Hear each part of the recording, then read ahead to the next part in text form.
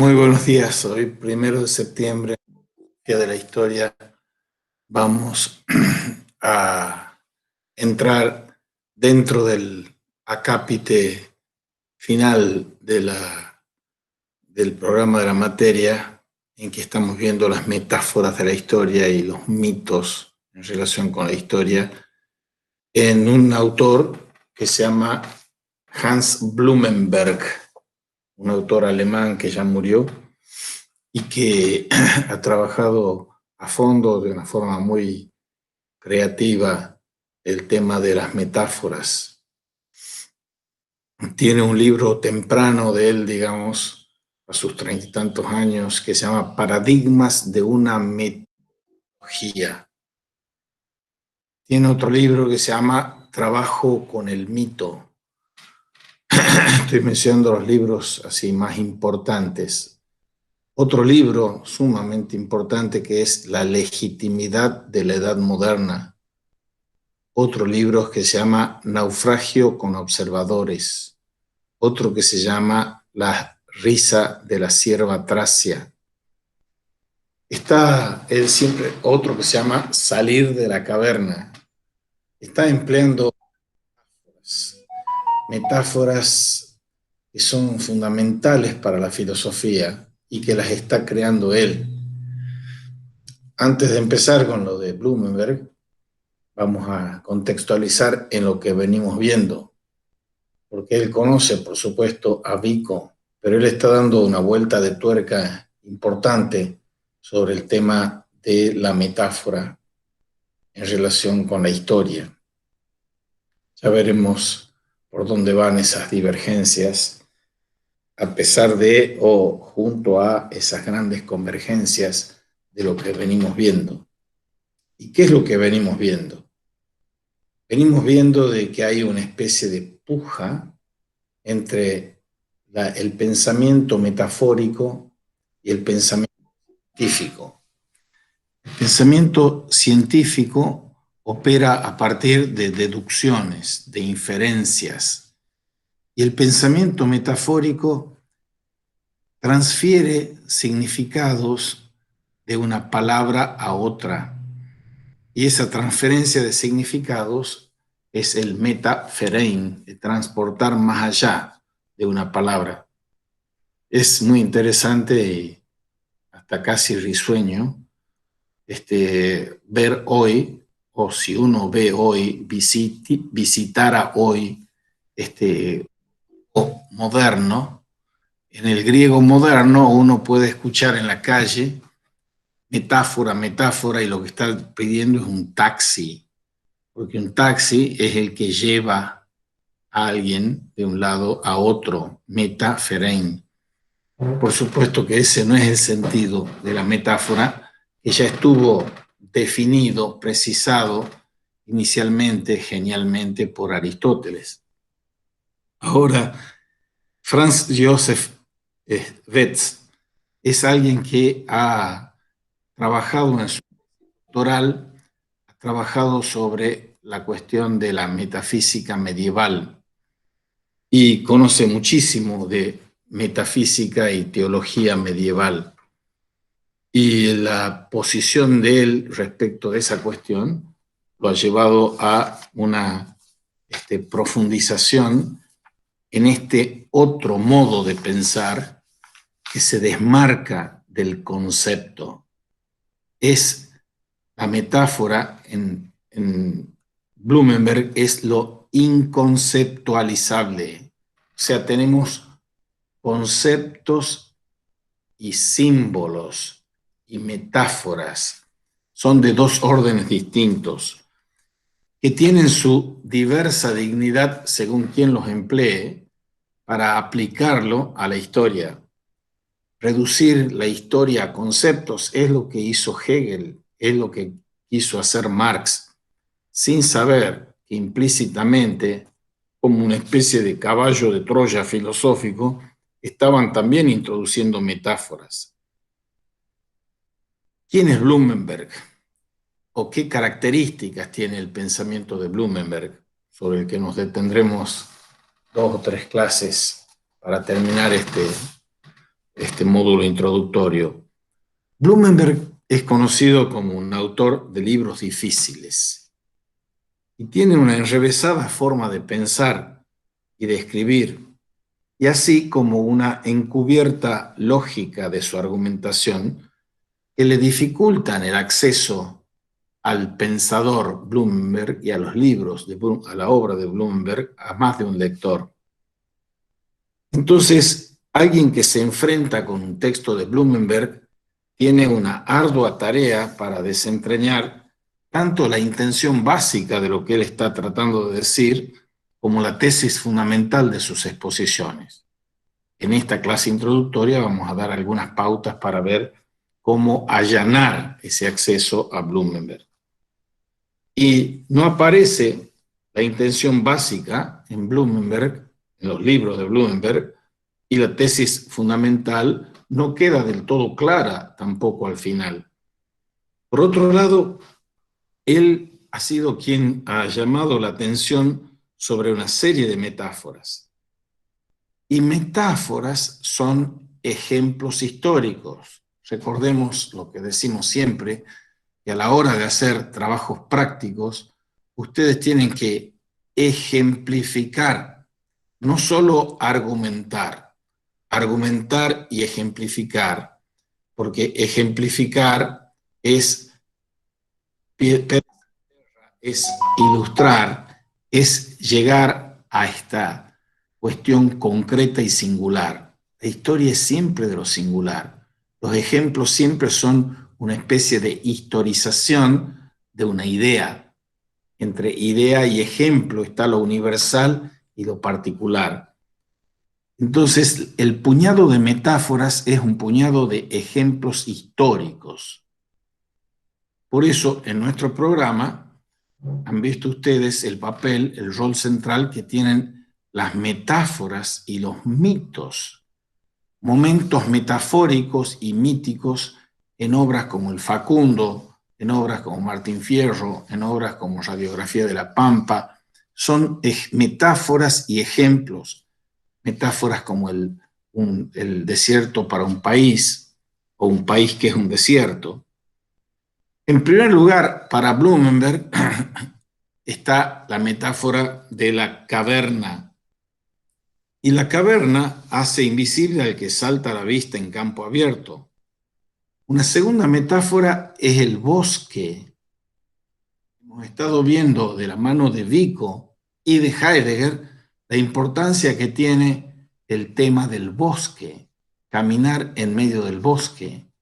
Los lectores, los estudiosos, los estudiantes, todos nosotros, estamos siempre, cuando entramos en un libro, entramos en una enmarañado macizo boscoso. Entonces, la caverna y el bosque son aquellos donde uno se extravía como caminante. En tercer lugar, una metáfora es el espíritu que no sopla donde quiere, dice Blumenberg, sino que también hurga en la tierra, excava como un topo, hurgar en la tierra. Y una cuarta metáfora es la verdad que se ofrece en su desnudez. Hemos estado hablando largamente con Vico y sobre todo con Heidegger el tema de lo abierto, el claro del bosque, donde se desoculta y nos ofrece la verdad desnuda. Otra metáfora, la desnudez es el carácter patético en el sentido manifiesto del tema. La descripción que hace Blumenberg como filósofo es la de él mismo. Él le gusta estar como encriptado, le gusta estar como escondido. Entonces hay que entrar a las obras y a la vida de Blumenberg, autor de esas obras, sabiendo de que tenemos que buscar porque está él mismo escondido. No es un filósofo de esos que andan paseando por los canales de televisión para mostrarse o haciendo turismo académico yendo a los congresos. No, Blumenberg es un hombre que permanece en un bajo perfil, ocultándose. Uno de sus libros más prolijos, aludiendo a la metáfora de la caverna, se llama Salidas de la caverna. Y en él, Blumenberg caracteriza al hombre como un ser visible que realiza un escape, una fuga de la realidad, refugiándose en la invisibilidad de las cavernas. Otra tensión dialéctica es entre lo visible y lo invisible. Y esto vale también para él mismo, en la medida que abre su propio camino para salir de la caverna. Y al lado del que está encerrado en la caverna platónica, coloca Blumenberg al que se ha extraviado en el bosque, el que está preso dentro de la caverna viendo cosas ilusorias y el que está caminando por el bosque y está perdido. Con esta metáfora, no es propiamente a él a quien se puede caracterizar, sino a nosotros, sus lectores. Nosotros, sus lectores, estamos adentrándonos en un bosque y nos vamos a perder. Entonces las metáforas nos ayudan a que nos orientemos existencialmente en ese camino por el bosque. ¿Qué me ofrece la metáfora? La metáfora no me ofrece, dicho negativamente, el rigor, la claridad y la evidencia del concepto, sino que me ofrece captar intuitivamente un todo. Y ese captamiento del todo en su conjunto, es la metáfora de ese espíritu hurgador. Blumenberg lo aplica expresamente a otro gran historiador de la filosofía y del arte, que es Jacob Burckhardt, un suizo que ha escrito un libro canónico sobre el Renacimiento italiano. Pero eso que dice Blumenberg de Burckhardt le cabe perfectamente a Blumenberg mismo. El espíritu no sopla donde y cuando quiere, dice Blumenberg. Es que no sopla en absoluto, sino que hurga. Soplar se hace en el aire, hurgar se hace en el suelo, en la tierra. Y aquí está lo grave del caso, continúa, que al ser en el suelo se llega hasta las mismas raíces. O sea, la metáfora como un camino de hurgar para adentrarnos, inmergirnos, sumergirnos en las raíces de la realidad. Porque vivimos, como decíamos con los universales fantásticos, vivimos en realidades que son metafóricas, que nos orientan. Y hurgando en el suelo se lo socava a ese suelo y se hace incierta toda seguridad de estar y caminar sobre él. Por eso, según esto, lo que vale la pena saber no hay que buscarlo en las alturas, sino en las profundidades.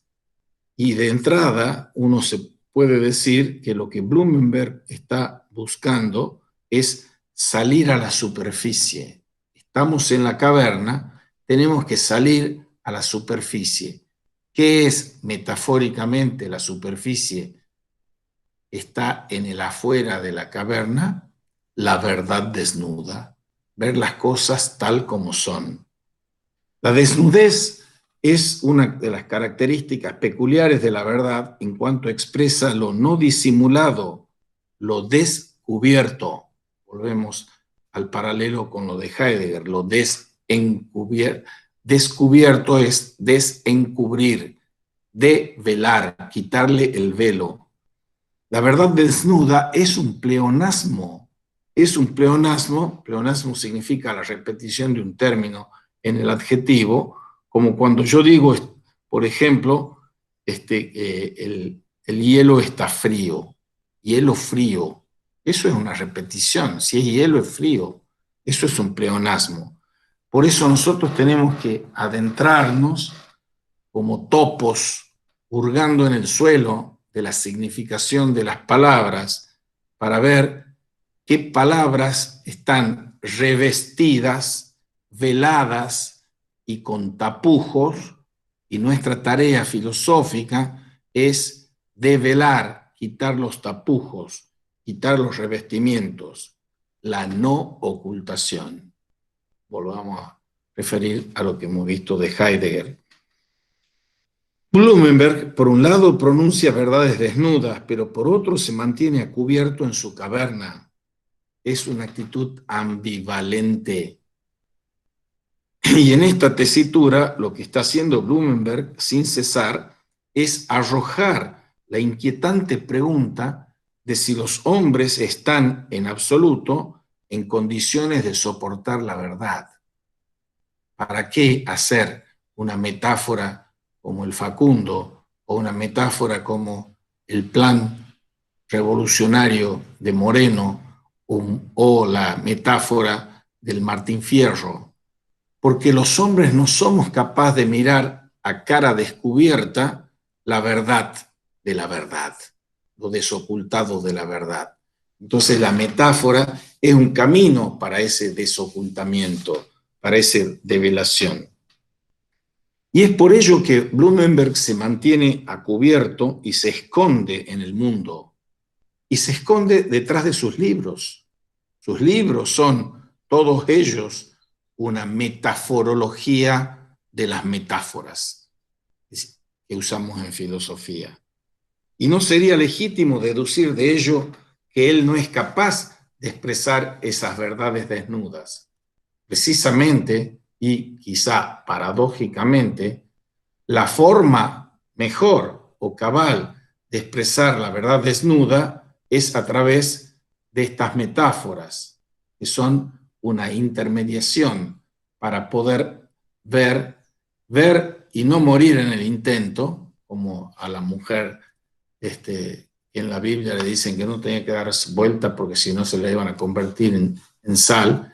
Ver y no morir en el intento, ver la verdad desnuda. Es como si, otra metáfora que uso yo aquí, es como si nosotros no pudiésemos ver al sol eclipsado con el ojo desnudo. Tenemos que ponernos anteojos. Esas metáforas para cubrir nuestros ojos y que no se dañen son esos anteojos. Los libros de Blumenberg son esos anteojos que están queriendo ver la verdad desnuda, lo que nosotros podemos ver de ese eclipse, en este caso, en este ejemplo. Y es capaz, por eso, Blumenberg, de expresar verdades desnudas, verdades que obnubilan, verdades que deslumbran. En Blumenberg, más allá de toda la genética de la obra de Blumenberg, de lo que se va generando en el paso del tiempo y la maduración de su pensamiento, él no comienza con el pensamiento maduro. La metaforología está al comienzo, pero ese trabajo del mito está 20 años después, por ejemplo. Entonces Blumenberg no nos ofrece un acceso asequible o de fácil acceso a su obra, pero si uno agudiza la mirada, sí es posible reconocer detrás de todo ese variopinto despliegue genético del pensamiento y de la obra de Blumenberg, un hilo conductor, unitario, una concepción básica. Y esa concepción básica ha adquirido un perfil bien definido al hilo del estudio de la historia del pensamiento occidental y de su propia reflexión filosófica. Aquí Blumenberg nos está ofreciendo un ejemplo que ya es canónico y clásico para quienes quieren sumergirse en esta obra densa, compleja, ingente, voluminosa, de una historia del pensamiento filosófico occidental que es hecha a partir de una reflexión filosófica. Es una historia de la filosofía desde la metaforología y desde el mito, hecha como filosofía de la historia. Y vamos a ver las tesis centrales para desmontar también, deconstruir también la historia de la filosofía de la historia. Y se mire como se mire, hay una cosa que es evidente aquí y que es difícilmente rebatible. Blumenberg es uno de los filósofos más destacados y enjundiosos de la posguerra de Alemania. Y de lo que yo tengo conocimiento y rastreo con el Google y en la Wikipedia, no se lo estudia nunca, o no se lo ha estudiado casi nunca, creo, aquí en la Argentina, a Blumenberg. Y él nace en 1920 en una ciudad del norte de Alemania, Lübeck, en la misma ciudad donde nació Thomas Mann. Y ahí asistió a su escuela y sus primeros estudios los cursó en las universidades filosófico-teológicas de Paderborn y de Frankfurt, Frankfurt am Main. Y después de algunas interrupciones motivadas por la Segunda Guerra Mundial, acaba sus estudios de filosofía, filología germánica y lenguas clásicas en la Universidad de Hamburgo y se doctora en 1947. En 1947, en la Universidad de Kiel, Kiel, se doctora con un trabajo titulado Aportaciones al problema de la originariedad de la ontología escolástico medieval. Qué notable. Es un conocimiento de entretelas, profundo, entrañable, de la ontología escolástico medieval. Y tiene sus metáforas también, por cierto. Y tiene después un ensayo, eso es en 1947, 3 años después, tiene un ensayo que es para su tesis de habilitación, que se llama La distancia ontológica, una investigación sobre la crisis de la fenomenología de Edmund Husserl, antecedente de Heidegger, gran pensador de la ontología de la historicidad. O sea, tiene una gran formación en la ontología escolástica y hace su habilitación 3 años después sobre la fenomenología husserliana. Con ese ensayo, La distancia ontológica, que hace esa tesis de habilitación, la Venia Docendi, Venia Legendi, en 1950, permite o se le abre la posibilidad y 8 años después, en 1958, es profesor extraordinario de filosofía en la Universidad de Hamburgo. Y en 1960, 2 años después, pasa como profesor ordinario en la Universidad de Gießen. Extraordinario y ordinario. O sea que no estaba entre los profesores titulares por concurso, por decirlo así. Hay los Privatdozent, los docentes extraordinarios. Y él pasa recién como profesor, Herr Professor Doctor, pasa en la Universidad de Gießen, G-I-Z-E-N. Posteriormente es llamado a ocupar una cátedra en Bochum en 1965 y en Münster en 1970, donde permaneció hasta su jubilación en 1985. Y a partir de entonces vivió bastante retirado en Altenberge, Münster, donde fallece en marzo de 1996.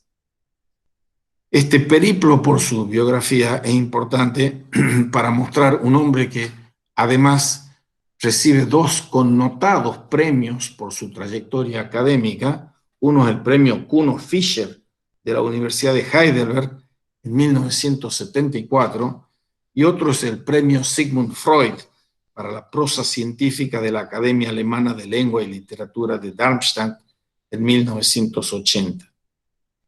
Si uno tuviese que hacer, como vamos a intentar hacer en estas clases, un paneo, un recorrido panorámico de esta extensa obra filosófica, tiene que verse ante el desafío de una exploración de esta obra, tomando un hilo conductor de sus escritos mayores, que voy a mencionar ahora.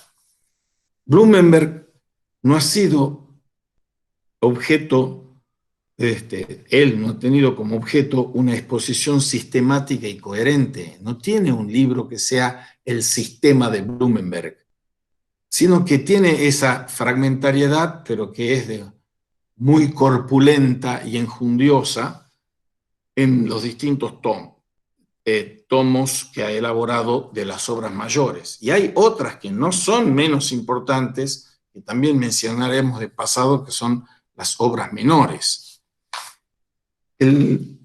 Una introducción que sea seria y rigurosa de la obra de Blumenberg tiene que arrancar con 4 ítems, 4 acápites. El primer acápite se ha llamado el absolutismo de la metáfora. Lo que yo estoy aquí glosando están en la bibliografía que le hemos puesto.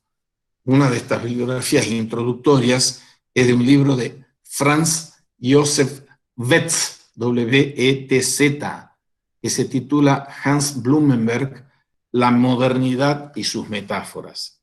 Y allí Wetz dice que el absolutismo de la metáfora, que hay metáforas que son absolutas y otras que no lo son, nos propone un esbozo de la metaforología de Blumenberg. Y esa metaforología es una teoría de la inconceptualidad. De nuevo, la cuestión del contrapunto entre símbolo y concepto. Para Hegel, lo más importante es el concepto. El concepto es la realidad efectiva. El concepto, y de ahí a la idea, es la realidad efectiva. Todas las metáforas que usan los conceptualistas estos, que son Dios es una idea real, lleno de metáforas. Lo que está diciendo aquí Blumenberg es que tenemos que quitarnos la careta, quitarnos la máscara y decir que hay una vía que es conceptual, que pretende no ser metafórica y ser deductiva, y una vía que es metafórica, un pensar metafórico. Lo venimos viendo con el gran Jean-Baptiste Vico y continuando con esa poética especulativa mística del último Heidegger. La inconceptualidad. Y sorprendentemente, Blumenberg no se sentido subyacente de las metáforas. Lo que él busca en las metáforas es qué función tienen las metáforas para el pensamiento. Porque según él, lo específico de la metáfora es caracterizar expectativas de sentido. Caracterizar expectativas de sentido. Orientaciones para nuestra vida. O sea, nosotros necesitamos, diría Vico, inventar metáforas para aprender a vivir. Porque si no tenemos las metáforas, no tenemos cómo orientarnos en el camino del bosque. Cuando nosotros decimos que 1810, la revolución es un sueño eterno, es la primera de las metáforas que vamos a ver en el primer tópico monográfico de Filosofía de la Historia 2020, es que necesitamos esas metáforas. Cuando decimos que hay un contrapunto de la barbarie ilustrada y la ilustración bárbara en la polémica de Sarmiento y Alberdi, es otra metáfora.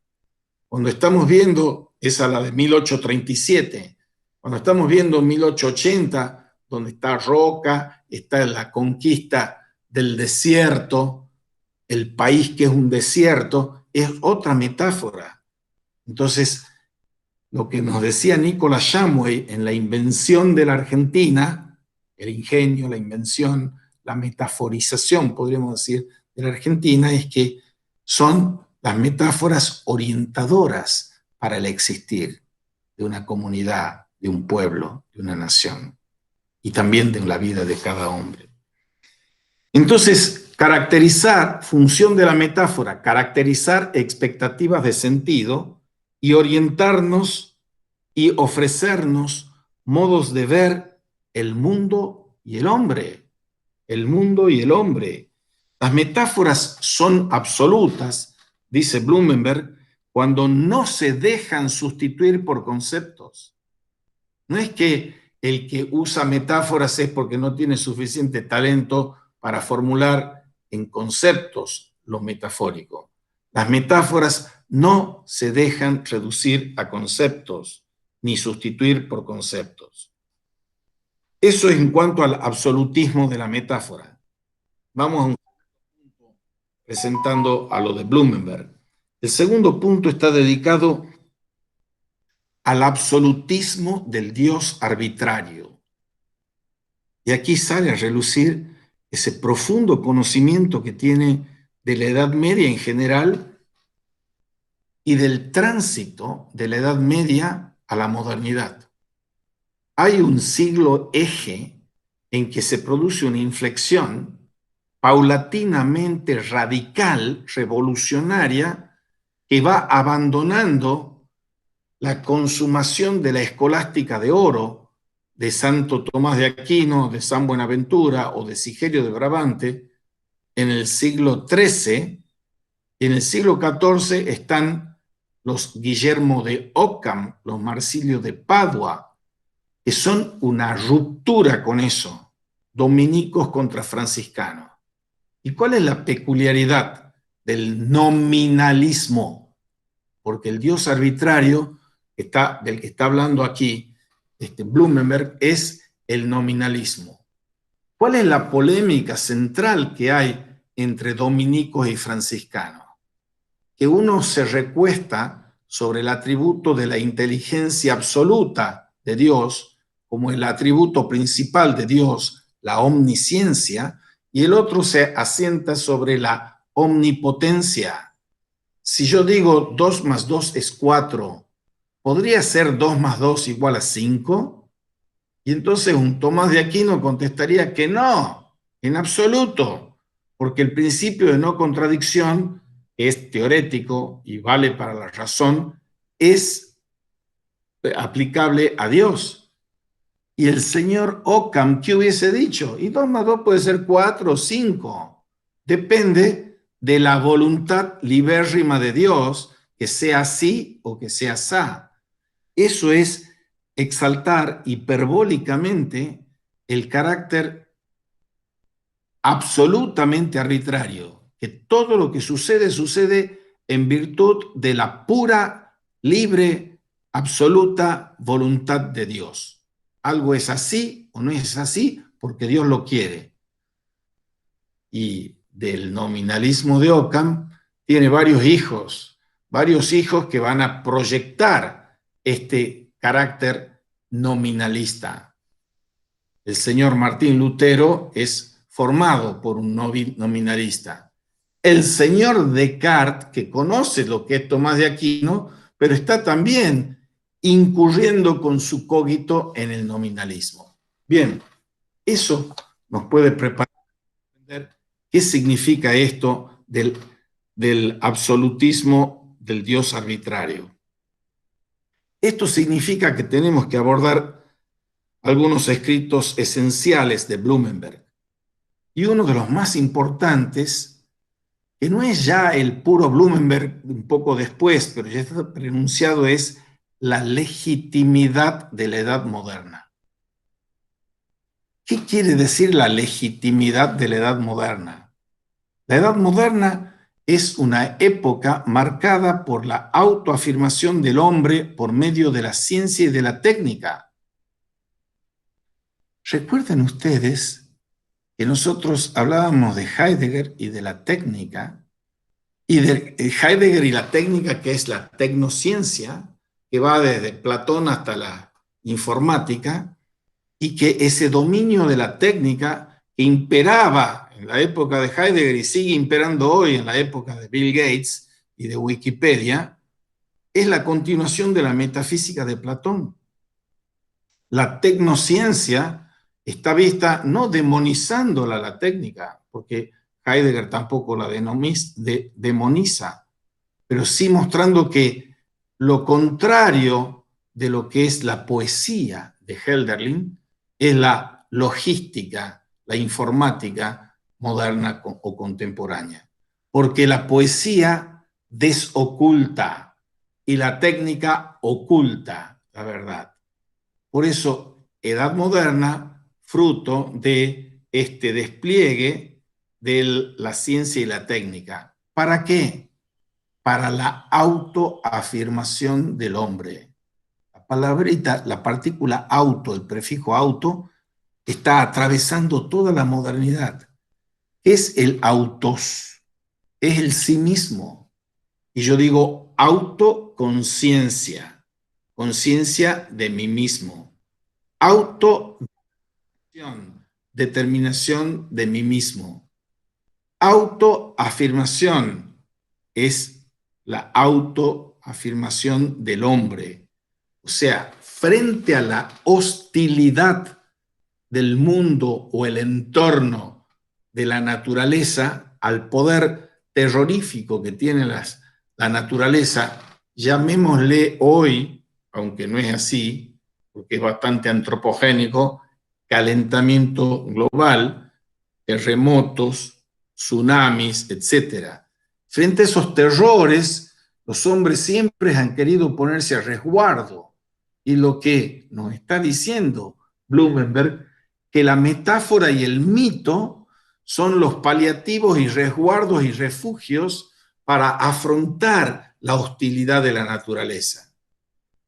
Y también ahora, como veremos nosotros, la hostilidad de la historia.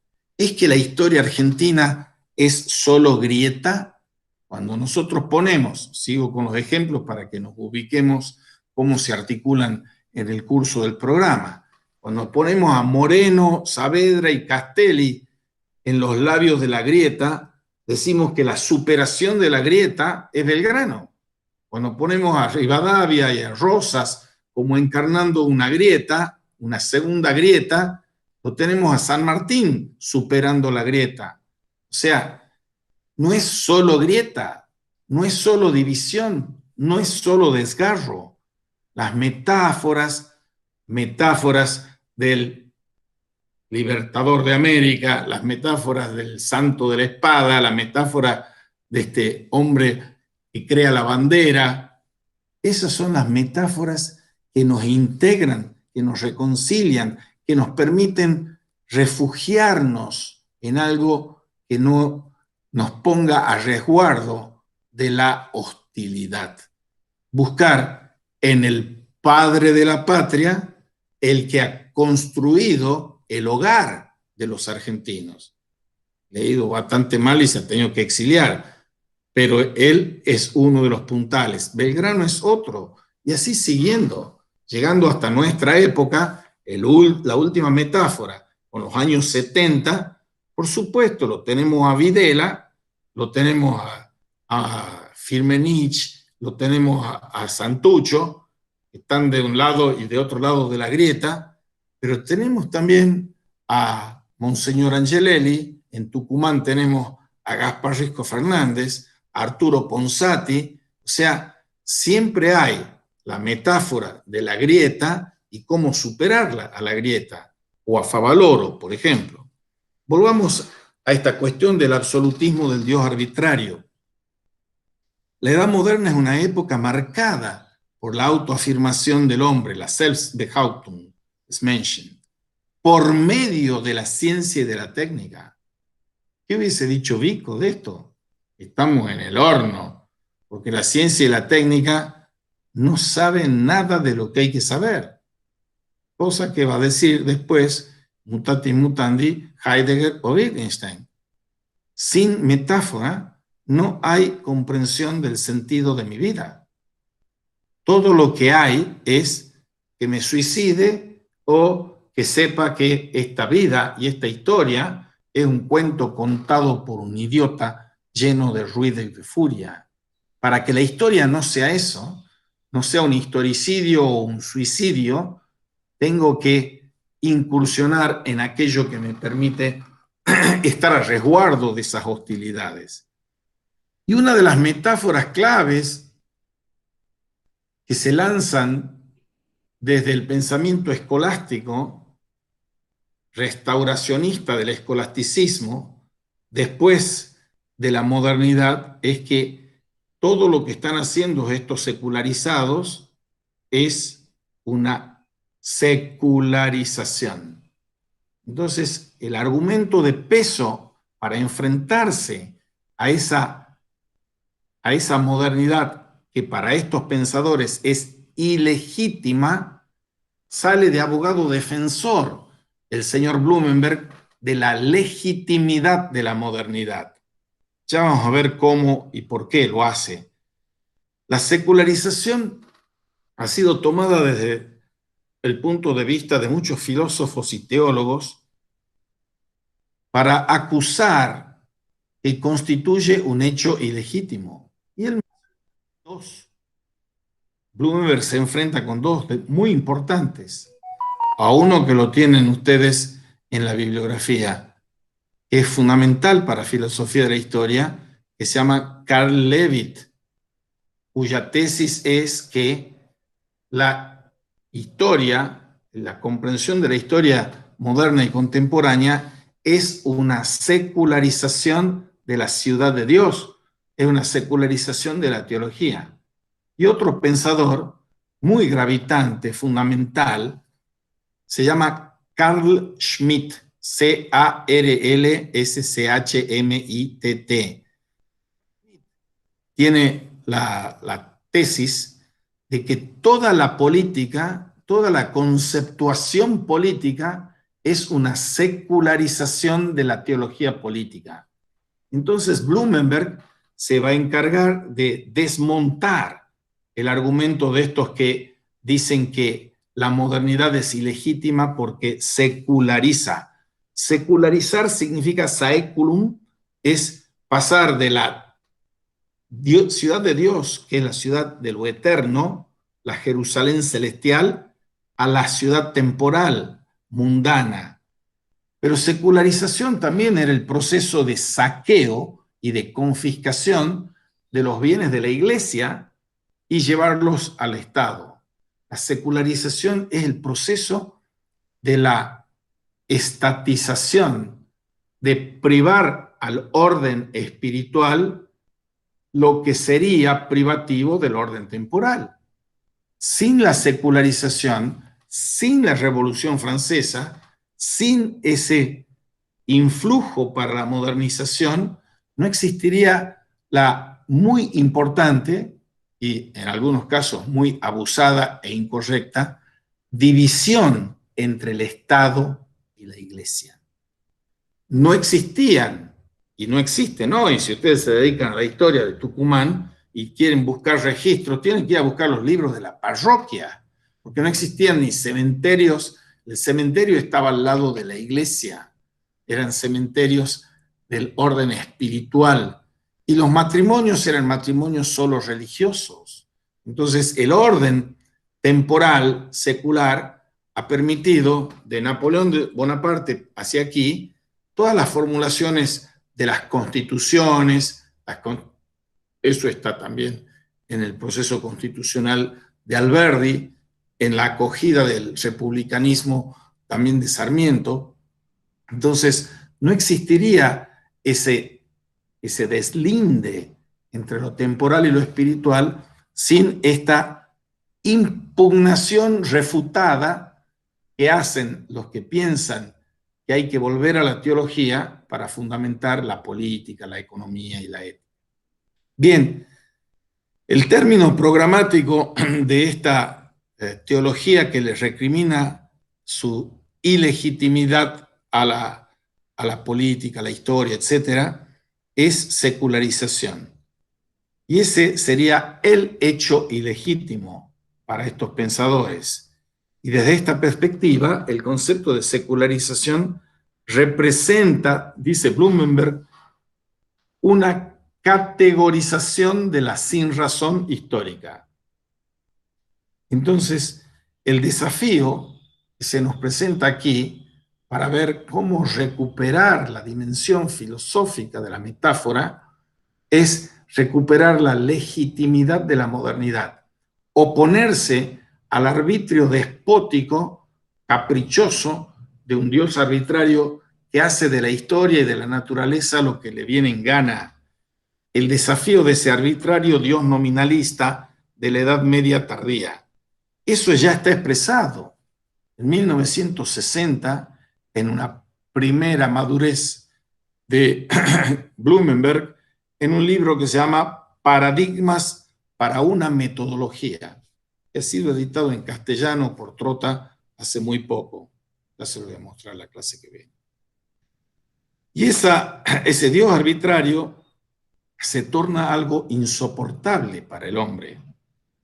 Y de manera semejante a como él hace, Blumenberg hace en Paradigmas de una metaforología, se toma aquí también una posición inequívoca en la legitimidad de la edad moderna. Hay una continuidad y profundización entre paradigmas de una metaforología y la legitimidad de la edad moderna.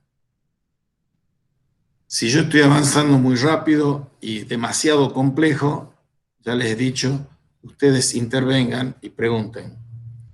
Un tercer capítulo de este recorrido por las obras mayores de Blumenberg nos lleva, estábamos en el absolutismo de la metáfora y ahora pasamos al absolutismo de la realidad. Y aquí es donde Blumenberg va a exponer la verdadera concepción básica de su pensamiento. Aquí, en el absolutismo de la realidad.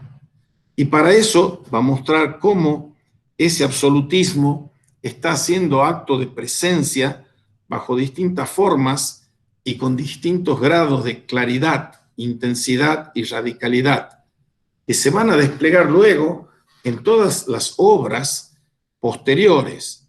Primero en una de 1981, adviertan el despliegue cronológico en este paneo por las obras de Blumenberg.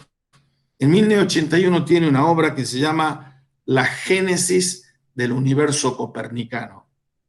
Y luego tiene uno, 5 años después, 1986, que se llama Trabajo sobre el mito. También les voy a mostrar esos libros, que son muy densos, muy abigarrados y bastante geniales y muy arduos de leer. Pero con las ayudas de los que lo conocen mejor, uno puede ablandar un poco, allanar un poco ese camino. Trabajo sobre el mito, 1986. Pero también en 1981, unos cuantos años antes, está escribiendo un libro que también está traducido en castellano y se lo consigue en las librerías. Tiempo vital y tiempo cósmico es del 86. Y la legibilidad del mundo, que también está traducido en 1981. Legibilidad del mundo y tiempo vital y tiempo cósmico. Y finalmente, en este segmento de su vida y de su obra, desplegándose y fructificando, está aquí en 1989, Salidas de la Caverna. Es un libro póstumo. Y si bien el propósito que tiene Betz aquí es centrarnos en lo que tienen de común todos estos escritos, por eso no va a dejar de señalar lo que los separa entre sí. Y en este sentido, y por encima de todas las coincidencias, trataremos de resaltar con toda claridad lo que hay de específico e inconfundible en cada uno de ellos. Pero hay otras obras menores, algunas también ya traducidas. Una que se llama Realidades en las que vivimos, 1981. Son las metáforas que nos permiten vivir cotidianamente, aunque no lo sepamos. Otro se llama Naufragio con espectador, de 1979. Otro se llama La risa de la Tracia. La sierva Tracia es la que está caminando junto a Tales de Mileto, y cuando Tales de Mileto está mirando al cielo, no ve el pozo y se cae en el pozo que tiene delante bajo los pies. Pedes in terra adsidera visus. Si yo tengo los pies en la tierra y la vista en el cielo, me caigo. Y entonces esta sierva Tracia, una mujer que no tenía formación, se ríe de este sabiondo que por mirar el cielo no ve el suelo. Por eso es toda una metáfora, la de la sierva Tracia, es para decir qué es la filosofía también. Hay otra obra que se llama La inquietud que atraviesa el río, de 1987, y La pasión según San Mateo, de 1988. En resumen, para cerrar esta introducción a Blumenberg, que empezamos luego, ¿quién es Blumenberg?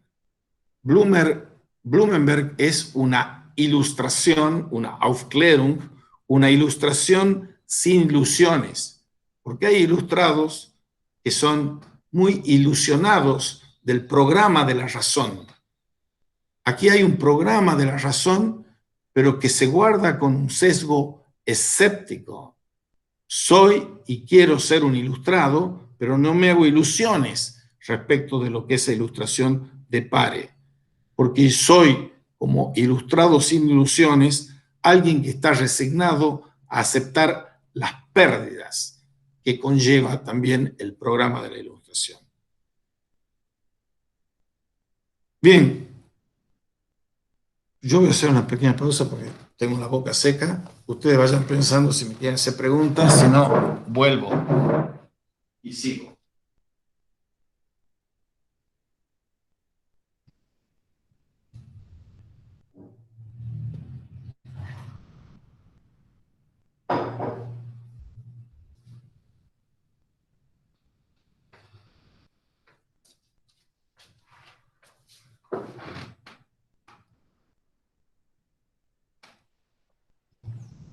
Bien, ¿tienen alguna pregunta para hacer lo que voy exponiendo aquí? ¿O comentar o criticar? Bueno, sigo. Empecemos con lo que hemos dicho, el absolutismo de la metáfora. En 1960, Blumenberg publica en el Archivo para la Historia de los Conceptos un estudio que se llama Paradigmas para una Metaforología. Y más tarde desarrolló este primer esbozo de la metaforología, convirtiéndolo en una teoría de la inconceptualidad.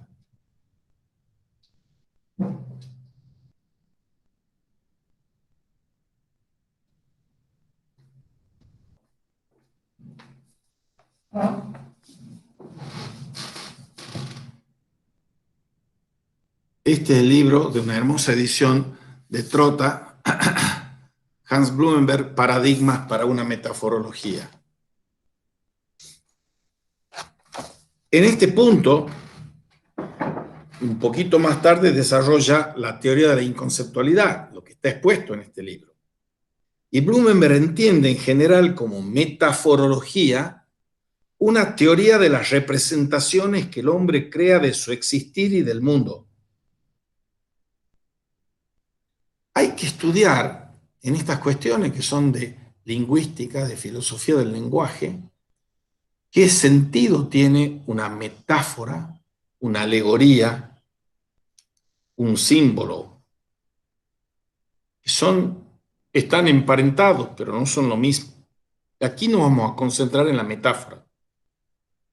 Y fue Aristóteles el primero en la historia del pensamiento occidental en definir el término metáfora.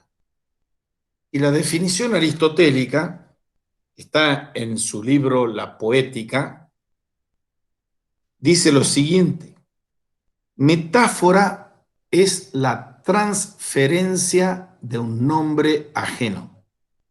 Metáfora es la transferencia de un nombre ajeno. Y se da como tal, metáfora, cuando se aplica a una cosa el nombre de otra. Y partiendo de ahí, Blumenberg investiga metáforas relativas a la existencia, al mundo, a la verdad. Por ejemplo, la luz y la desnudez son metáforas de la verdad. Surcar el mar es una metáfora del transcurso de la vida humana. Cuando San Agustín en las Confesiones habla del surcar el proceloso mar, el mar agitado, está hablando de lo que es la vida de un hombre. La vida de un hombre está siempre en una singladura. Singladura es la travesía marítima. Una singladura de que cuando se hace a la mar en la vida, el hombre, arrojado a la existencia, diría Heidegger, no sabe si le va a tocar mar calmo, viento de popa, viento de proa o tormentas. Entonces es una metáfora ese transcurso de la vida humana, el mar. Y si yo hablo del reloj o hablo de la máquina como metáforas del mundo, cuando se nos dice de un dios relojero, estamos hablando de ese momento del siglo XVIII, de la diosa razón, que metáfora, y del dios relojero, y del dios que es un gran ingeniero, por decirlo así. Para Blumenberg, en todo esto, no solo se puede dejar de lado, sino que se tiene que tener siempre bien presente que las metáforas, decía Vico, son un elemento irrenunciable e ineludible para la relación del hombre con el mundo. El hombre no puede vivir en el mundo sin metáforas. Las metáforas son condición sin las cuales no podemos vivir, condiciones para vivir. Dice Bloomberg, la referencia humana a la realidad es siempre indirecta, ardua, retardada, selectiva y por encima de todo, metafórica. El hombre se relaciona con el mundo metafóricamente. Metafóricamente, parafraseando a Hölderlin, habita el hombre en el mundo. Y él distingue tres nociones y tres funciones de la metáfora. En la tradición filosófica escolástica se aborda la cuestión del significado de las metáforas dentro de la retórica que hoy llamamos en la semiótica pragmática. Y hemos visto ya la importancia y la revalidación de la retórica también en Vico. En la retórica se consideran las metáforas principalmente como elementos ornamentales que dan una mayor brillantez a lo dicho y a lo escrito. Ayudan a hacer plausible y atractiva una determinada constatación. Esa es la primera función, la de la retórica. Segunda función de la metáfora. Las metáforas, en este segundo punto, son preconceptos imprecisos del lenguaje y por ello mismo formas de un pensamiento confuso. ¿De dónde sale ese ideal normativo, prescriptivo y bastante tiránico de que para hablar bien, en forma cristalina, clara, precisa, exacta, tenemos que hablar conceptualmente, lógicamente? Y si hablamos poéticamente, entramos en un reino de confusiones, de oscuridades, de emotividades. Por eso estos preconceptos imprecisos del lenguaje, que son siempre las metáforas, porque siempre que hablamos el lenguaje común y corriente, hablamos en forma imprecisa, no es una ecuación matemática la que sale de nuestra boca. Y por eso se suele decir que las metáforas no hacen otra cosa que expresar imprecisa e impropiamente lo que se puede decir mejor con un lenguaje más preciso y propio, más formal.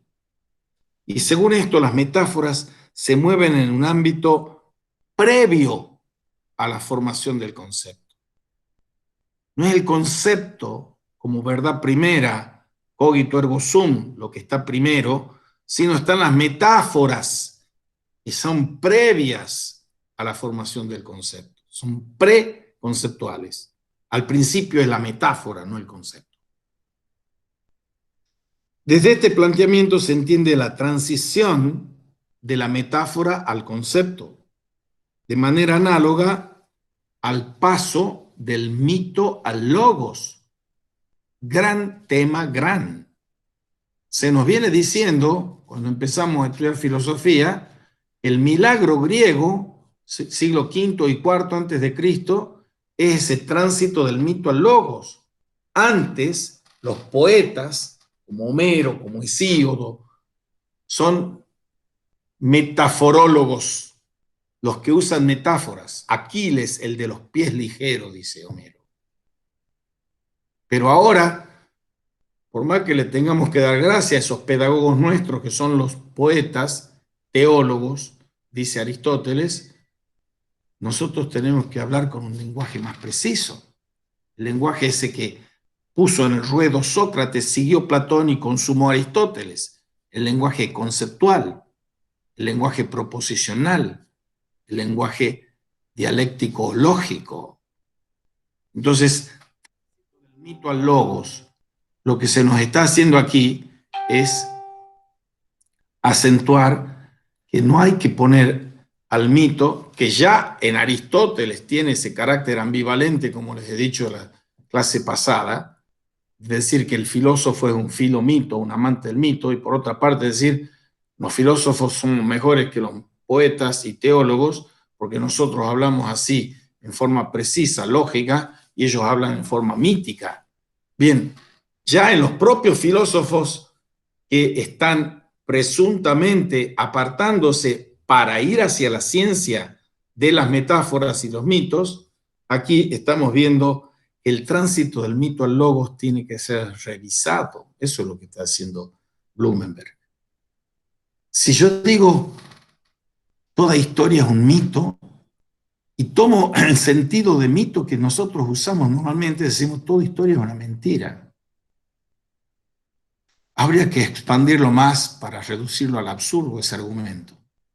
Todo lo que decimos es una mentira, porque todo lenguaje es metafórico, como dice Borges. Por lo tanto, es mentiroso. Mentiroso porque dice de lo que es, que no es, y de lo que no es, que es. Ahora, esa transición, entonces, repito, de la metáfora al concepto, es análogo al paso del mito al logos. Y esa posición descansa sobre el supuesto implícito de que las metáforas equívocas pueden convertirse en conceptos unívocos.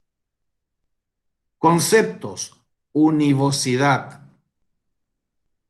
La analogía, y ahí viene la deducción, la analogía, la analogicidad, no es equivocidad, que es lo de Protágoras, lo de los sofistas, lo de los escépticos, ni univocidad, que es de los cientificistas y los logicistas, ni lógica univocista, ni equivocidad sofista. Analogía es el término medio en Aristóteles, por ejemplo. Por eso las metáforas equívocas, las metáforas son todas equivocidad, pueden ser convertidas en conceptos inequívocos. Esa es la ilusión de los filósofos, en tanto acuñados y acunados en la lógica. Ahora, si nosotros pasamos de Aristóteles a Descartes, se piensa que la situación más deseable sería en la que se elimine toda clase de metáforas y el lenguaje filosófico se torne algo puramente conceptual. ¿Tópica o crítica?, preguntaba Grassi sobre Vico y Descartes. Tópica, el sentido común, el ingenio, la invención, las metáforas, decía Vico. Crítica, Descartes, lo claro y distinto, lo que busca como criterio fundamental la univocidad. Bien, si nosotros seguimos, por ejemplo, a Descartes en su discurso del método, Descartes solo considera aceptable lo que se puede expresar en términos conceptualmente claros y precisos. Por el contrario, es inadmisible lo que no alcanza el nivel del lenguaje que tiende a la expresión objetivamente inequívoca. Eso es cartesianismo. Es cartesianismo, kantismo, hegelianismo o Marius Bunge. El ideal de la univocidad frente y contra la equivocidad, la emocionalidad, los sentidos, los sentimientos, la rehabilitación de los sentidos. En tercer lugar, la tercera función de la metáfora es considerar la metáfora contra su minusvaloración frente al concepto lógico científico. Recuerden cuando veíamos el argumento de Grassi, que tenía dos adversarios. Unos eran los estructuralistas y otros eran los del positivismo lógico. los de la logística. Los de la logística afirman de que la única ciencia válida es la ciencia físico-natural porque se acierta en el discurso de la razón y se maneja con conceptos unívocos. Cuanto más inequívocos, cuanto más precisos, cuanto más unívocos, mejor, más científico. Ahora, no lo inaugura Blumenberg a esto, como ya hemos visto muy bien, el primer jalón de esta crítica a la crítica, sin contar con que vienen también un poco después de Vico, con Hamann y Herder, que veremos, y lo tienen en el marco teórico, Ilustración y Romanticismo, Hamann y Herder contra Kant. Aquí estamos viendo Vico contra Descartes, pasando por Hamann, Herder, por Nietzsche, gran poeta, gran metaforólogo, y por Ernst Cassirer, que lo hemos mencionado poco aquí, pero es un pensador fundamental que ha hecho una antropología filosófica, una filosofía de las formas simbólicas, que tiene esa misma tesitura. Siendo él un neocantiano, está abonando estas críticas, estas defensas de las metáforas como críticas al concepto monopólicamente excluyente de la lógica y de la ciencia. Blumenberg sería el último peldaño en esta línea de Vico, Hamann, Herder, Nietzsche, Cassirer y Blumenberg. Y más allá de él, porque hoy también se sigue, les estaba mencionando hombres norteamericanos como Hayden White, se puede mencionar un francés como Paul Ricoeur, todos aquellos que están trabajando de la metáfora viva y de la metaforología. Blumenberg, aparte de que son distintas posiciones, pero todas defendiendo la metáfora, defendiendo la retórica, rehabilitando esta pragmática del lenguaje. Se convierten así las metáforas en elementos esenciales del lenguaje filosófico y como tales poseen un sentido propio que no es conceptualizable. Las imágenes lingüísticas de esta índole son llamadas por Blumenberg metáforas absolutas. El lenguaje conceptual y objetivizante de la filosofía y de la ciencia contrapuesto a este lenguaje metafórico inconceptualizable. No es que me falten recursos lingüísticos o intelectuales, son inconceptualizables. Y dice Blumenberg, para explicarnos de qué se trata esto en realidad, que para penetrar en el significado de las metáforas absolutas hay que atender sobre todo a su función. Y por regla general, las metáforas absolutas sirven para responder a preguntas de lo más graves e insoslayables para las que no existe ninguna ciencia.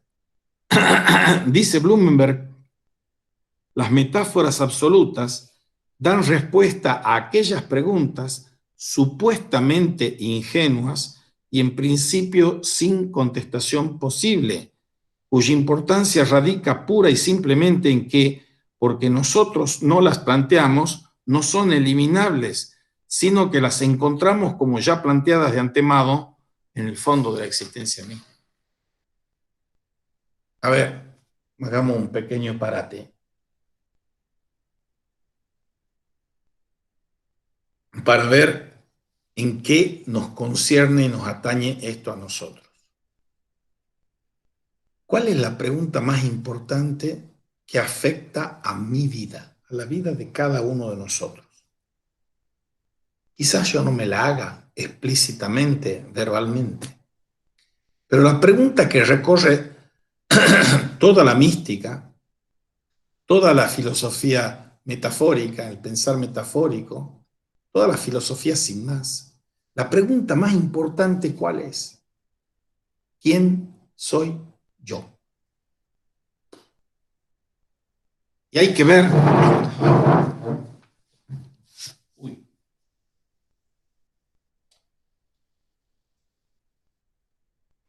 ¿Quién soy yo? Uno que se ha olvidado de enchufar la máquina y se estaba acabando la batería. No, eso es ¿qué soy yo? Un olvidadizo. ¿Quién soy yo? Yo no puedo contestar esa pregunta en forma clara y distinta. No puedo, no pude ni podré contestarla diciendo yo soy tal o cual. Porque las respuestas a las preguntas del qué soy son sí formulables como preguntas y respondibles. Y se responde con predicados, con atributos, infinitos en cantidad.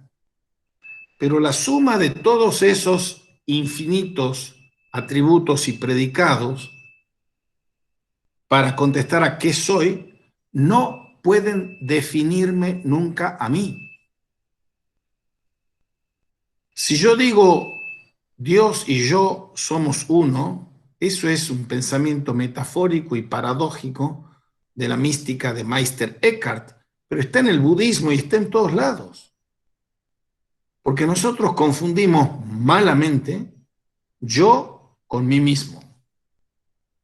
Porque yo, el ego, es algo temporal, afectado por el tiempo, el mundo, la carne, la situación y el contexto.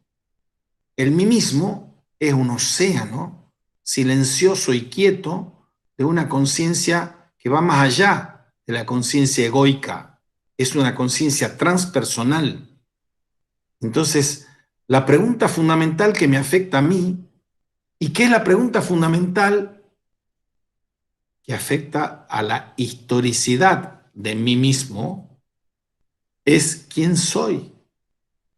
Y ese quién soy no puede sino ser aproximar, nos podemos aproximar a él metafóricamente, no por conceptos, porque una definición, la de los diccionarios o lo de la ciencia, son definiciones por género y diferencia específica.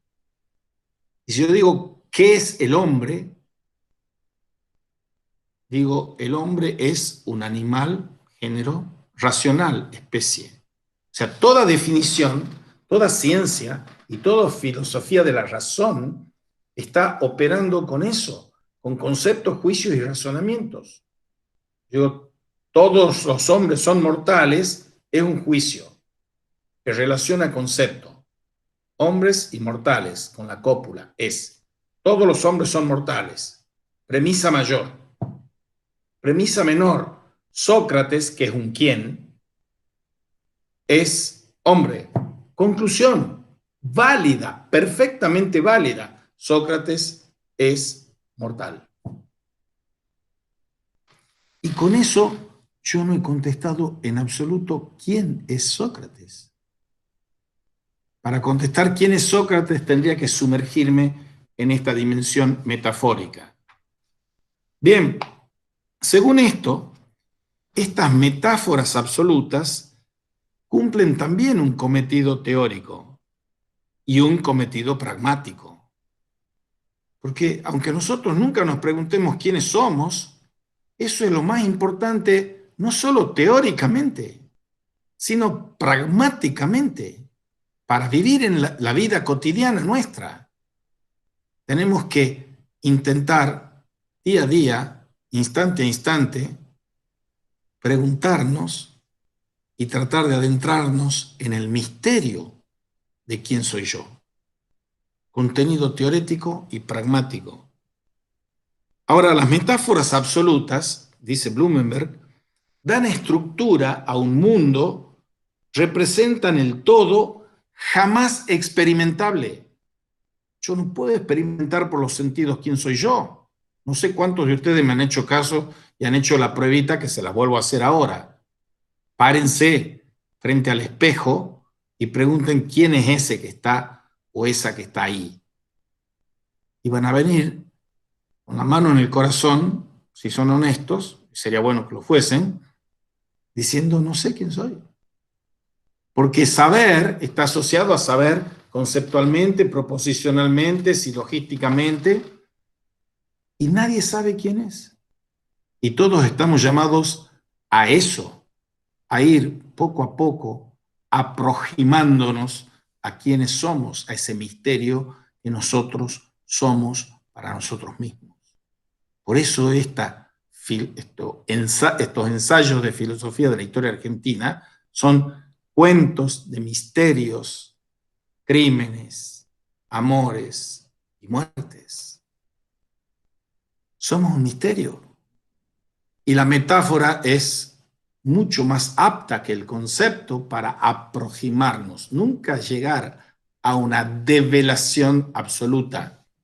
Metáforas absolutas significa que nunca llegamos a la posesión absoluta de saber quién soy.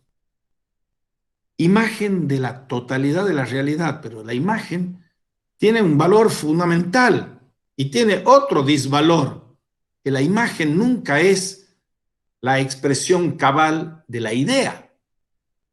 Hay una idea de este sujeto singular de carne y hueso, y si la hay, no la hay en mí, la hay en el intellectus archetypus de Dios. Pero nosotros sí estamos llamados como tarea de nuestra vida de aproximarnos a ese autoconocimiento o a ese rudimento de sabiduría de la cuestión fundamental de quién soy yo. No existiría la historia si no estuviese latente esa pregunta, la pregunta del quién. Ese es el sujeto de la historia, no la pregunta del qué, que no es sujeto, sino que es objeto, objetivarme a mí mismo, objetivar al otro, cosificar a la otra, sea en ámbitos cognitivos, económicos, políticos, eróticos o los que fuesen. Cosificar, objetivar. Eso no es quiénes somos nosotros. Nosotros estamos llamados a ser un quién, no un qué. Bien, y aquí no es una cuestión solo que, como pudiese dar la impresión equívoca de lo que estoy diciendo, una cuestión del sujeto individual, que tiene nombre y apellido, edad concreta. Aquí estamos hablando de una dimensión también social, también política, porque ¿quién soy yo para un griego del siglo V y IV antes de Cristo? Yo soy un polités, soy un ciudadano. Imagínense ustedes que no puedo realizarme como individuo extraído, sacado de la polis, sacado de la comunidad. La perfección del hombre es un ser político, un animal social y político, dice Aristóteles. Por supuesto que tiene una metamorfosis, unas transformaciones, el concepto de polis, que es notable, porque la democracia del siglo V era un zafarrancho espantoso en que solo podían ser polités y aspirar a ser ciudadanos los varones adinerados, adultos, porque los esclavos no eran polités, las mujeres no eran polités y los niños tampoco eran polités. Y hoy, las mentiras espantosas de lo que llamamos democracia, ¿quién de ustedes se considera con el corazón en la mano ciudadano argentino? Si yo les digo palabra ciudadano argentino, a ustedes les puede sonar como decirle coronavirus, más o menos. Y no sabemos qué significa la ciudadanía. La tragedia política es que somos malos ciudadanos y somos malos políticos. Y es un recurso muy cómodo y muy argentino echar la culpa afuera, la responsabilidad afuera. O el FMI o son todos estos políticos corruptos. Y yo, no, yo argentino. Hipócritas. Entonces, lo que nos muestran los griegos y nos recuerda el señor Hans Blumenberg es la dimensión social y política que tienen las metáforas para orientarnos en la convivencia comunitaria. Porque esa imagen de la totalidad de la realidad son imágenes del mundo que pertenecen a representaciones de la realidad como polis. ¿Y en qué polis estamos viviendo nosotros? ¿Cuál es la civilización en la que vivimos nosotros? Cuando el benemérito y muy iracundo y genial escritor Domingo Faustino Sarmiento decía civilización o barbarie, él era un bárbaro galopante. Un bárbaro galopante que decía que la civilización es la solución, la ciudad y el campo, metáforas si la hay, la barbarie de la reflexión, la barbarie de los presuntos civilizados, decía Vico, y Sarmiento era un lector de Vico, entre otros. Entonces, si nosotros estamos viendo esa connotación no solo individual, sino social y política de la realidad es política. Y el que diga, yo no me meto, que Argentina esa expresión. No, los políticos son todos corruptos, yo me lavo las manos, yo argentino. Esa es la ética de la irresponsabilidad política que tenemos los argentinos. No es un mal menor, es un mal mayor. Porque todos los lodos en los que estamos chapoteando nosotros vienen de esos polvos de la cuestión de la irresponsabilidad argentina. Y no estoy diciendo, somos los peores de todos, porque esto funciona urbi et orbi, en todas las latitudes y en todas las épocas. Que las personas tenemos miedo de ser libres, tenemos miedo de ser señores de nuestros actos, tenemos miedo de hacernos cargo de lo único que nos tenemos que hacer cargo, desde Caín y Abel, de mi hermano que está caído. Eso es la ética de la responsabilidad infinita por el otro. Y acá, estas metáforas absolutas, y obviamente no creo que Shumway haya leído a Blumenberg, dice que las metáforas absolutas sirven en la historia del pensamiento para simbolizarnos la totalidad inmaterial de la realidad. Y además de ello, es la que nos sirve de patrones orientativos. Nosotros todos, los aquí reunidos virtualmente, estamos compelidos, constreñidos, imperados a fabricar metáforas en las cuales podamos convivir en un hogar común. Un hogar común que no se circunscribe, por cierto, a los límites de la provincia de Tucumán o a los límites políticos de la República Argentina, porque nosotros estamos produciendo un ecocidio, una depredación de la naturaleza. En el 2015, el Papa Francisco saca una encíclica, la Laudato Si, de tenemos que habitar en la casa común que es la tierra. ¿Y a quién le preocupa que nosotros vayamos depredando el aire, la tierra, el agua? A los loquitos esos ecologistas solamente. Es un deber ético, político, es insolayable para todos nosotros. Todos nosotros somos responsables de cuidar esa casa común. Y eso es la invención. Tenemos el deber de inventar la Argentina. Una Argentina hospitalaria, hogareña, sana. Y la convivencia sana, hospitalaria y hogareña implica o presupone que inventemos metáforas para convivir como hermanos de nuestros hermanos, de los hombres. Según esto, las metáforas absolutas son formas de expresión de, dice Bloomberg, actitudes fundamentales y modelos de comportamiento, es decir, representan la realidad en la que vivimos y que debiéramos vivir y orientan nuestro existir en esas comunidades. Representar y orientar. Bueno, son las 9:53. Digo una cosita más y terminamos por hoy.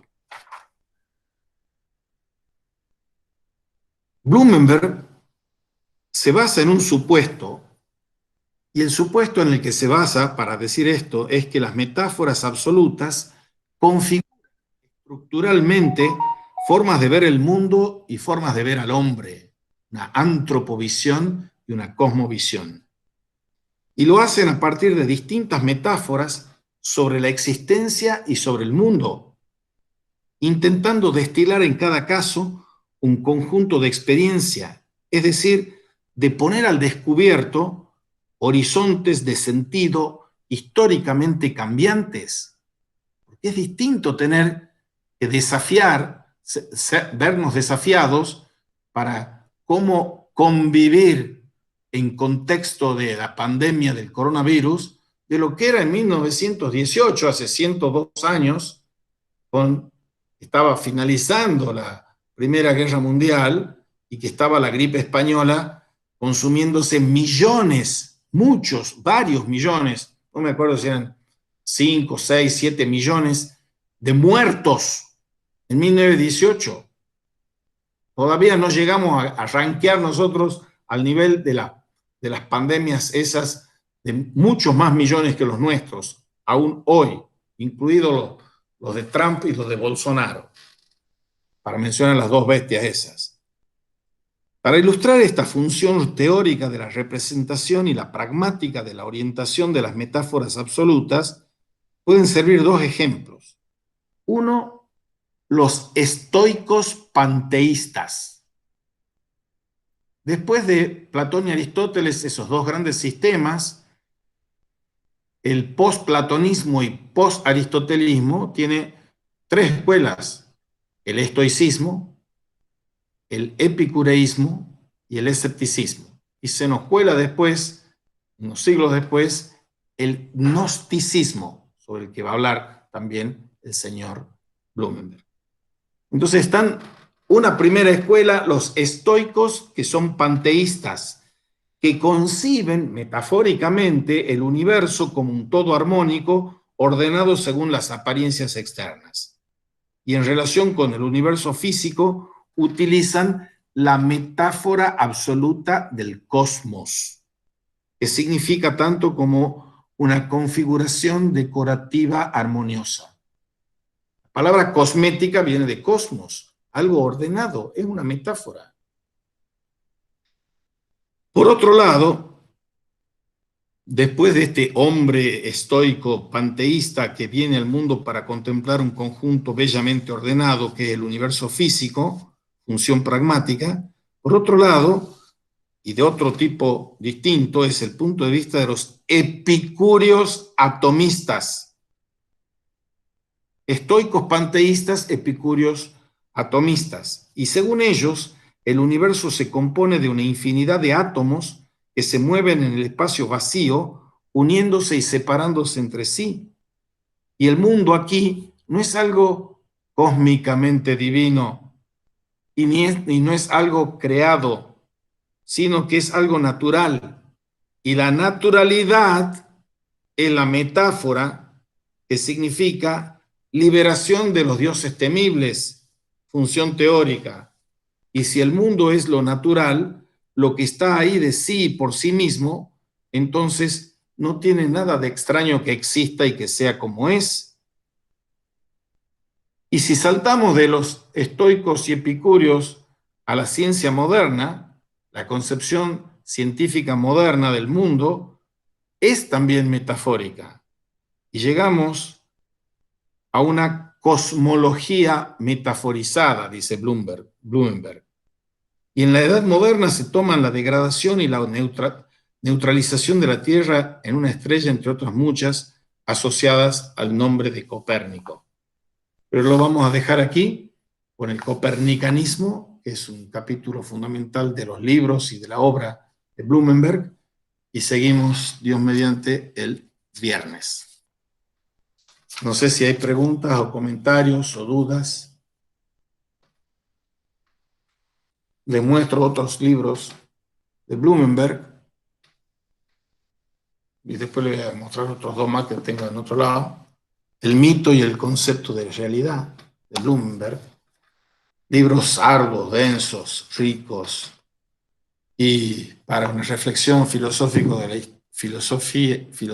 historia argentina, que son de ayuda para comprender qué decimos cuando decimos metáfora, qué decimos cuando decimos mito, y cuáles son las metáforas y los mitos que nos permiten o nos han permitido y nos siguen permitiendo inventar la Argentina. Bien, Micaela pide una explicación, pero no sé de qué. Algo que expuso hace 20 minutos se referirá a las diferencias entre preguntar qué y quién soy. Bien. Si yo digo ¿qué es un estudiante? Me voy al diccionario de la Real Academia o al Larousse y la palabra estudiante me dice es la persona que estudia. La persona que estudia. Si yo digo ¿qué es el hombre? Y bueno, dice es un animal racional. Todo el elenco de definiciones de los que están poblados nuestros léxicos, de los que están poblados nuestros diccionarios, son respuestas a la pregunta ¿qué es tal cosa? Eso habla de la esencia de algo. ¿Qué es una mesa? ¿Qué es un microscopio? ¿Qué es una estrella? ¿Qué es un rayo? ¿Qué es? ¿Qué es? ¿Qué es? La esencia.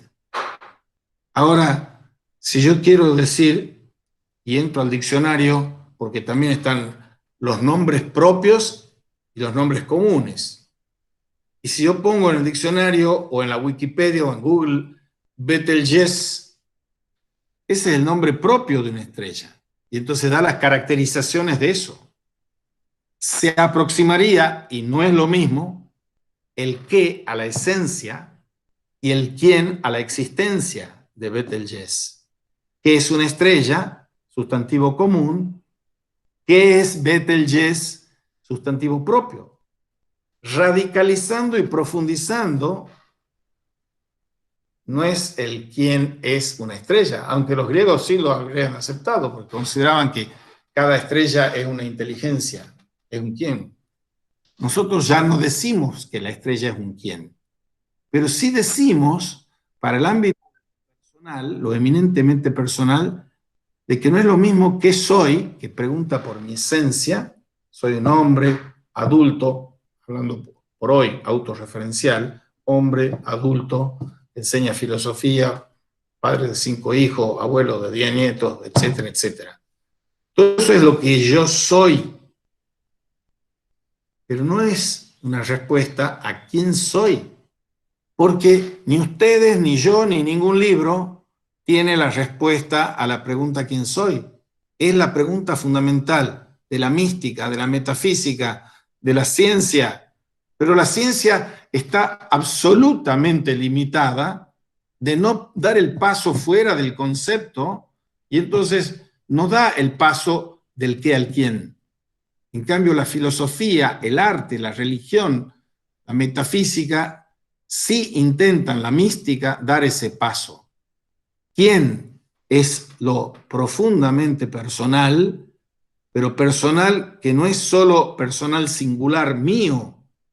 La conciencia cósmica es que nosotros sí y solo sí tenemos la capacidad, la paciencia y la decisión de hacer una meditación 20 minutos a la mañana y 20 minutos a la noche, haciendo silencio y aquietándonos, podremos quizás, si no somos obnubilados y avasallados por pensamientos, deseos que se nos cruzan, hacer silencio y aquietarnos y abajarnos, sentarnos en flor de loto y hacer la meditación, quizás pudiendo hacer silencio, lleguemos al self, al selbst, al mí mismo, que es cósmico, que es la unión de yo, de mí mismo, con Dios y con el mundo.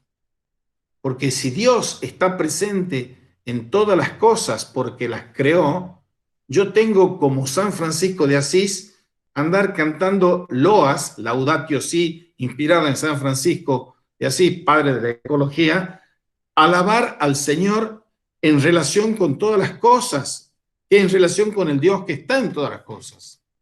Pero nosotros somos tan científicos, tan occidentales, tan analíticos, tan lógicos, que estamos siempre separando las cosas. Yo percibo el blanco y el rosa de la orquídea. Está el blanco y el rosa de la orquídea ahí afuera como objeto que es percibido por mí. Eso es un error. No hay una distinción entre la rosa y yo. Yo soy la rosa también. Entonces, llegar a ese nivel de conciencia transpersonal es haber eliminado, vaciado todo lo que no es esa unidad con el mundo y con Dios. Es llegar a esa unificación, ejercicios de unificación, de desapego, de vaciamiento de mi inteligencia, de mi voluntad, de mi memoria, mi vaciamiento de todas mis facultades anímicas. ¿Por qué vaciamiento? ¿Por qué desnudez? Para hablar con la metáfora de Blumenberg. Porque yo tengo que desnudarme de todos los vestidos, de todos los tapujos. ¿Desnudarme para qué? Para hacer ese único camino que todos estamos llamados a hacer, el camino al corazón de mi corazón, porque en el corazón mío habita Dios, dicen los místicos. Entonces, el quién, pregunta mística por excelencia. ¿Quién soy yo? Si yo me atengo en una teoría del lenguaje a la concepción lingüística que está en el Génesis, nos cuentan ahí un cuento, una leyenda, no es un tratado científico, la Biblia, que Dios crea al hombre al final de la creación y a él le da el poder de poner nombre a todas las cosas, el poder de nombrar. Poder de nombrar es el poder casi absoluto. Si yo no nombro, si no nombro con palabras las cosas no son. Les decía ayer, la otra clase, cuando hablábamos de Graci, Vico, Heidegger, que las cosas no sean sino sin la palabra. Las palabras hacen ser las cosas. Pero yo puedo ponerme palabras para definirme a mí. No, saltemos del Génesis al Apocalipsis. Todos nosotros vivimos cotidianamente con nombres prestados, pero ese nombre con el que nos conocen o nos reconocen es un nombre prestado. Walter Benjamin dice que es como una concepción lingüística de alquiler. Estamos alquilando esos nombres que son impropios. El verdadero nombre propio está escrito en una piedra blanca al final de los tiempos, después del juicio final. Entonces, el nombre propio que yo pueda llegar no depende de una cuestión voluntarista mía, porque no soy yo el que lo estoy fabricando ese nombre. Ese nombre ya me ha sido asignado por Dios antes de que yo naciera, y lo que yo sí tengo que hacer es ir tomando decisiones para que ese nombre se actualice. Entonces, el ejemplo que también les digo siempre es Jesús en la cruz, flanqueado por dos ladrones, el ladrón bueno y el ladrón malo. Pero lo de bueno y malo no es una predestinación. Nadie está predestinado a ser malo y nadie está predestinado a ser bueno. Nadie está predestinado a ser elegido y predestinado a ser condenado. Predestinado al cielo o predestinado a nadie. Porque el acceso al cielo o al infierno es como estar ante una puerta y el picaporte está del lado nuestro. El 100 por 1 da Dios, pero el 1 es que nosotros movamos el picaporte. ¿Y qué le dice? Cuando el ladrón bueno le dice, lo reconoce a Jesús como el Mesías, como el Redentor, le está diciendo, esta tarde estarás conmigo en el paraíso.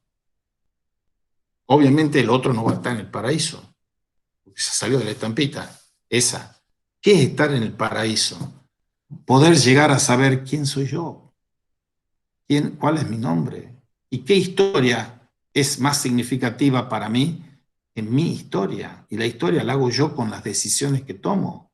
Nadie elige, nadie mueve el picaporte para la condenación o la salvación. Soy yo. La salvación es el amor y la condenación es el no amor. La salvación es el cara a cara. Entonces, ¿quién soy yo? El que está llamado a vivir en gozo eterno en el cara a cara. Pero eso no es por un decreto de necesidad y urgencia divino que yo voy a poder ser de los elegidos, los que se van a sentar a la derecha del Padre.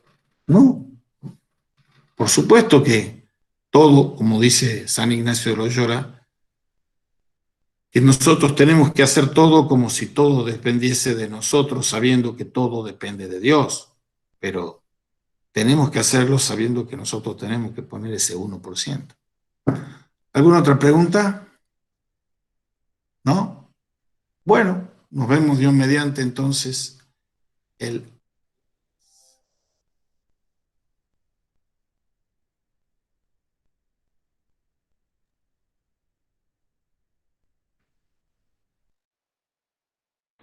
Gracias, profe, hasta luego. Gracias a ustedes.